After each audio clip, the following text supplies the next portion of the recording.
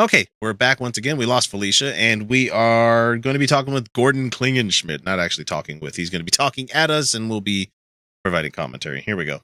Before we read this list of 53 dead people that are reportedly have association with Hillary Clinton, I just want to tell you, the viewing audience, that I just went to the doctor and I had an A+ checkup. I'm losing weight. I feel happy. I feel healthy. I'm not suicidal. If by some means Says the suicidal I person. end up exactly to be the 54th name on this list in the weeks ahead, I want to say I was not the cause of my own death.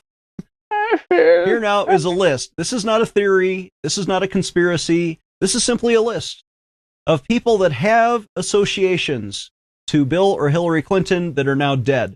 Okay. There's a good break point right there, because he's trying to say that these 53 people that are associated with Hillary and Bill Clinton, who are in their 70s or near 70s, I think, that are dead. Like, that happens. People that you know die. It's not like it's a... Not only that, the Clintons have been a very, very, very predominant... How many times did I say very? See, there you go. Yeah, a very predominant social figure, and that have their reach is so far in lots of different areas and lots of different venues that it's impossible, if you are in any kind of upper society or even living in that area, that you have not had contact with them. Mm-hmm.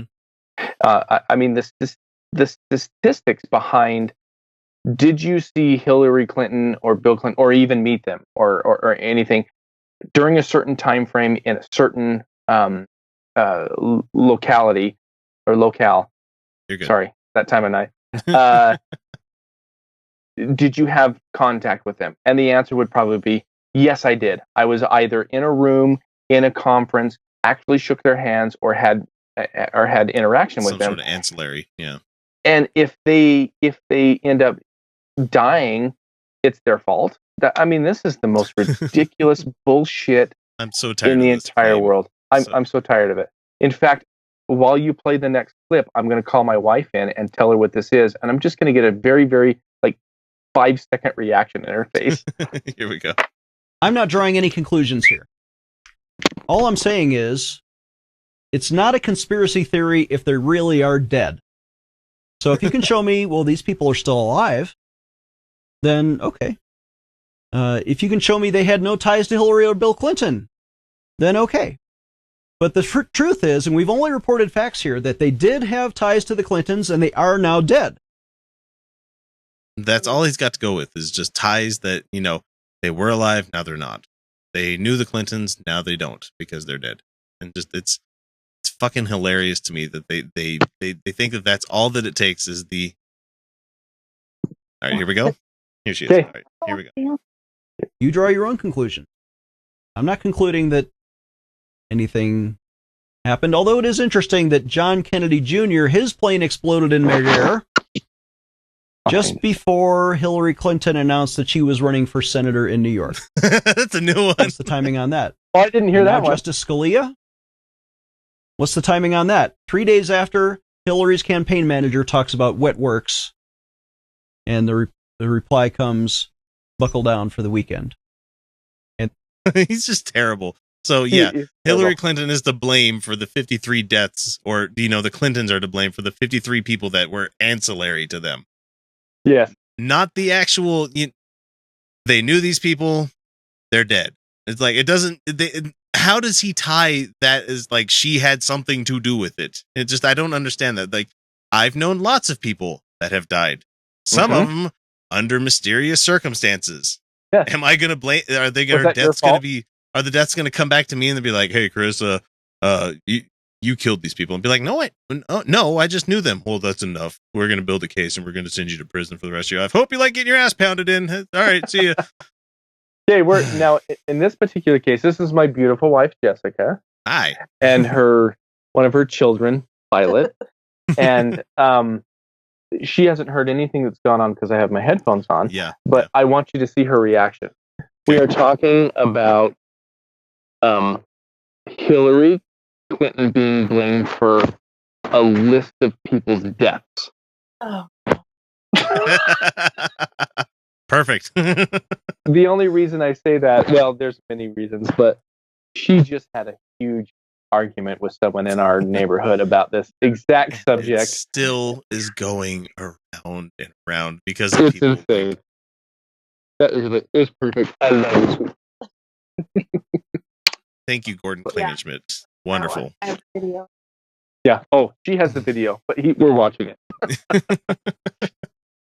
Okay, so fuck you, Gordon. Really, your Pray in Jesus' Name podcast that you do, or it's not even a podcast, it's some sort of broadcast that he does on different networks and everything. Not good networks, of course, but this guy, keep in mind, this guy used to be an elected official. I don't know if he still is. Oh, Gordon I forgot about that. in Colorado, I believe. And Gordon Klingenschmitt. and he also was a chaplain in the military. So Mhm.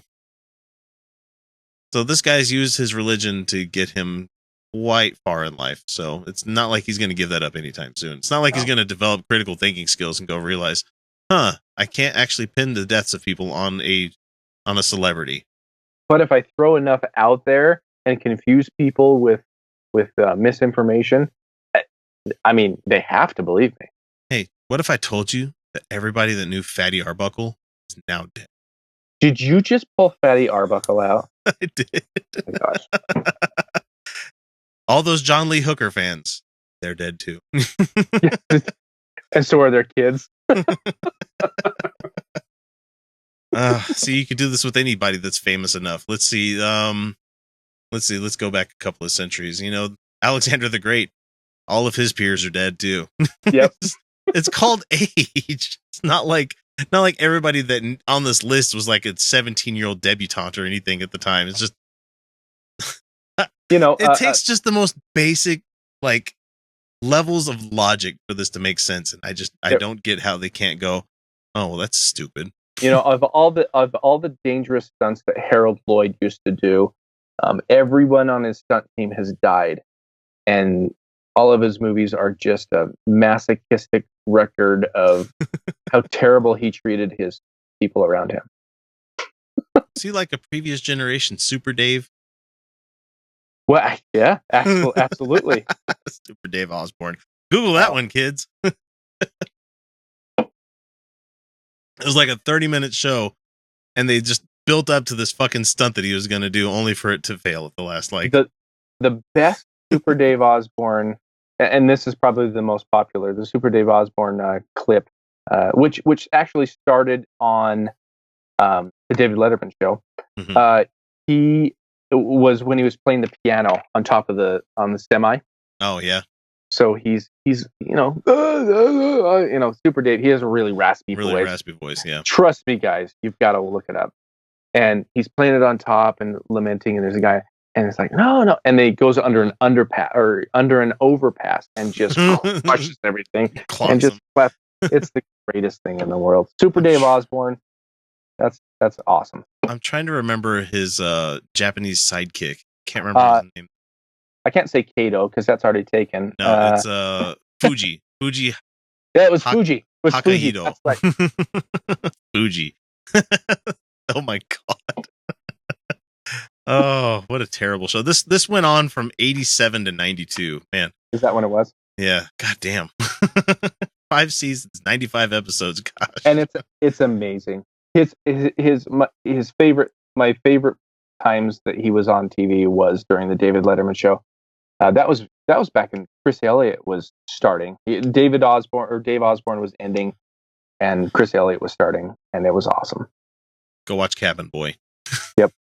You know, want to buy one of them fancy lads, aren't you? Yeah. See, same scene. That's a pretty dress. Actually, said, but all the boys were. And interesting fact: Ricky Lake was the masthead. The naked lady on the front of the mast. Yeah, she was the masthead.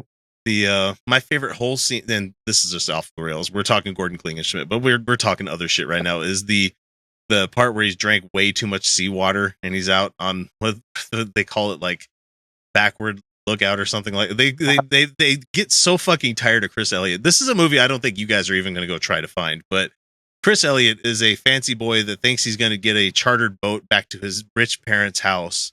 And it ends up just being a fishing trawler where he becomes a stowaway on. And then he just annoys the people so fucking bad. They lit out like 200 yards of rope on a raft, and they make him just sit out there. And like he's all blistered up from being in the sun all day. And you're about to talk cupcake, aren't you? Yeah, the cupcake. Yeah. When he starts drinking seawater and he starts going fucking loopy. And this is where the movie starts to really pick up. It's really funny. And he's like, hey, kid. He starts like hallucinating and he sees a flying cupcake coming towards him. And he's like, hey, kid, I bet you've never seen a flying cupcake, have you? And he's like, no, I haven't. He's like, how about one that chews tobacco? Spits his tobacco juice all over him and flies away. God damn it, I love that movie. My favorite. I just want to sit back and watch these old 90s comedy.